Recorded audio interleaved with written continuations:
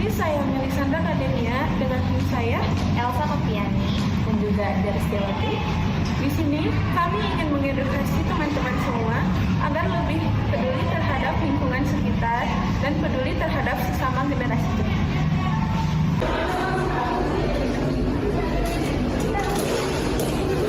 Generasi Z atau Gen Z disebut sebagai generasi yang lahir setelah generasi Y. Kumpulan orang yang disebut sebagai generasi Z adalah mereka yang lahir tahun 1945 sampai dengan tahun 2010. Jadi, jika Anda lahir pada rentang tersebut, maka Anda turut termasuk ke dalam generasi Z.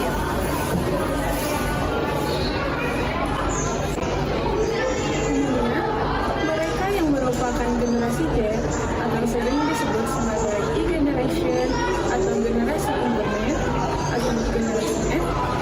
Mereka selalu terhubung dengan dunia maya dan dapat melakukan segala sesuatunya dengan menggunakan kecanggihan teknologi yang ada.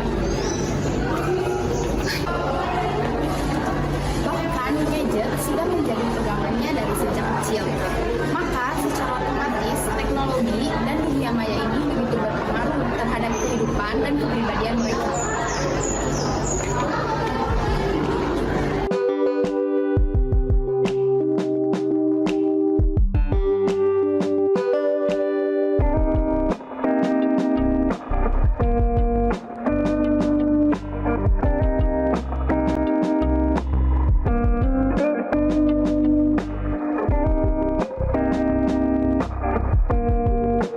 Ini adalah contoh buruk dari generasi Z. Kita sebagai generasi Z terlalu mementingkan diri kita sendiri, sehingga kita acuh terhadap lingkungan kita. Itu merupakan sikap egois dan tidak ingin disalahkan.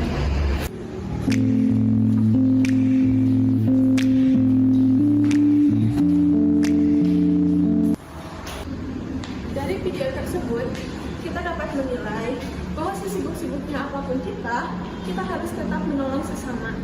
Karena jika ingin dihargai, kita harus menghargai terlebih dahulu.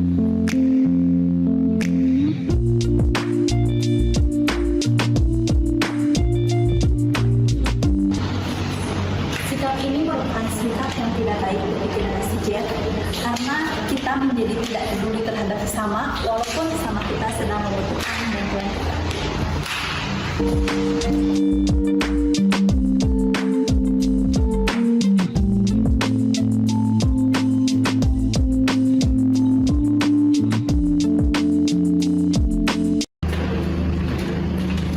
Dari video ini, kita dapat menilai bahwa kita harus lebih peduli terhadap sesama agar kita sebagai generasi Z lebih dikenal sebagai orang yang lebih peduli terhadap sesama kita.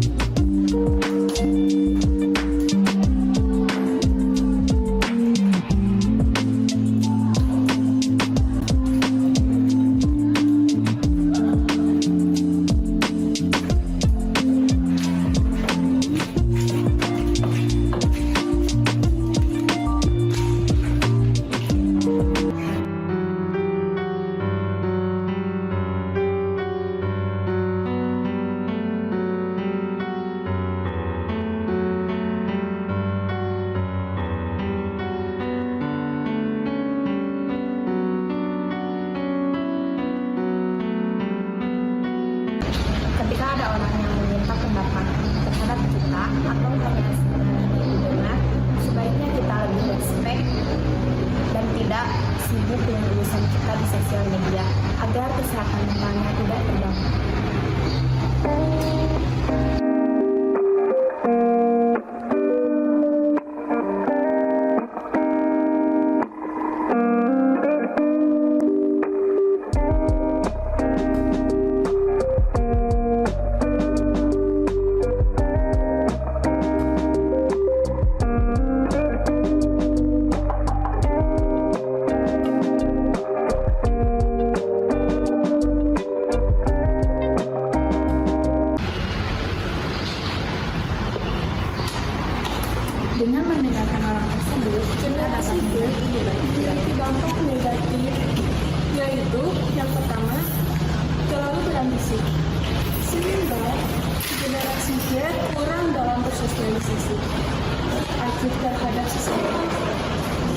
muda mengabaikan orang membutuhkan.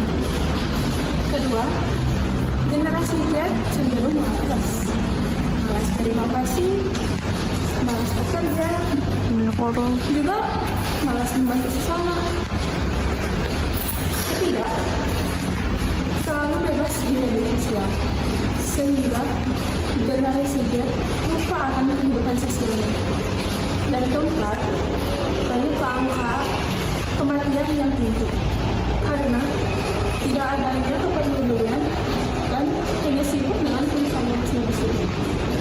Padahal kita sebagai makhluk sosial membutuhkan kesehatan dan membutuhkan orang lain untuk membantu kita serta dibutuhkan oleh orang lain. Kesimpulannya, kita sebagai generasi Z yang disebut sebagai penghuni asli dari dunia digital yang mampu berkomunikasi dengan siapapun dan dimanapun. Seharusnya kita lebih peduli terhadap sesama. Karena kita merupakan makhluk sosial yang tidak bisa hidup tanpa orang lain. Ayo sama-sama sebagai generasi Z kita lebih peduli terhadap lingkungan sekitar dan juga sama kita. Tidak dipandang buruk di tengah teknologi yang kita gunakan. Karakteristik generasi Z. Yang pertama, tech savvy atau mahir teknologi. Ciri-ciri generasi Z yang pertama adalah mereka ini dikatakan sebagai tech savvy atau mahir teknologi. Bagaimana tidak, generasi Z merupakan generasi yang lahir dan hidup di zaman teknologi dan sudah bersentuhan dengan teknologi sejak dini. Ketika berbagai aplikasi komputer mulai berkembang, sehingga segala sistem yang ada mulai dilakukan dengan metode komputerisasi dan digitalisasi, membuat siswa generasi Z ini memiliki kemampuan yang baik dalam menguasai teknologi, bahkan dianggap bawaan sejak lahir. Generasi ini cepat sekali beradaptasi dengan berbagai perkembangan teknologi sehingga kemampuan ipteknya dapat diandalkan. Kedua, suka berkomunikasi secara maya. Karakter generasi Z yang kedua adalah suka berkomunikasi secara maya. Mereka dapat berkomunikasi dengan semua kalangan. Gaya berkomunikasi generasi ini lebih banyak menggunakan berbagai macam jejaring sosial yang semakin merebak di dunia internet. Hal ini secara tidak langsung menyebabkan mereka dapat berkomunikasi dan berekspresi secara spontan, sehingga terkadang seolah bertindak atau berkata tanpa sopan dan santun. Ketiga, suka mengumbar privasi. Sudah tidak heran jika kita sering menjumpai berbagai jenis unggahan anak generasi Z melalui berbagai platform di media sosial yang dapat diakses oleh siapa saja. Mereka dengan bebas memberitahukan kepada dunia tentang kegiatan mereka, hobi, dan lain sebagainya. Hal ini mengandung sisi positif dan negatif. Sisi positifnya, mereka menjadi lebih kreatif dan menyuarakan pendapat mereka. Tetapi di sisi lain akan sangat berbahaya jika dimanfaatkan oleh orang-orang yang tidak bertanggung jawab. Pengawasan orang tua mutlak diperlukan untuk menghindari hal-hal yang tidak diinginkan. Keempat, mandiri. Karakteristik unik generasi Z berikutnya yang berbeda dengan generasi selanjutnya adalah mandiri. Siswa generasi Z jika dikatakan lebih mandiri dari generasi sebelumnya, karena mereka lebih sering mengambil keputusan secara mandiri tanpa melibatkan peran dan pertimbangan dari orang lain. Tidak hanya itu saja, siswa-siswi generasi Z juga lebih suka memilih untuk belajar dan berkembang sendiri. Kelima, toleran. Generasi Z disebut-sebut memiliki sikap toleran yang baik. Generasi yang umumnya lahir di akhir abad 19 ini mulai bisa menerima segala perbedaan yang ada dengan sikap lapang dada disertai dengan toleransi. Siswa dalam kategori generasi Z ini juga dapat menerima dan menghormati semua orang dan lingkungan yang berbeda dengannya. Keenam, memiliki ambisi.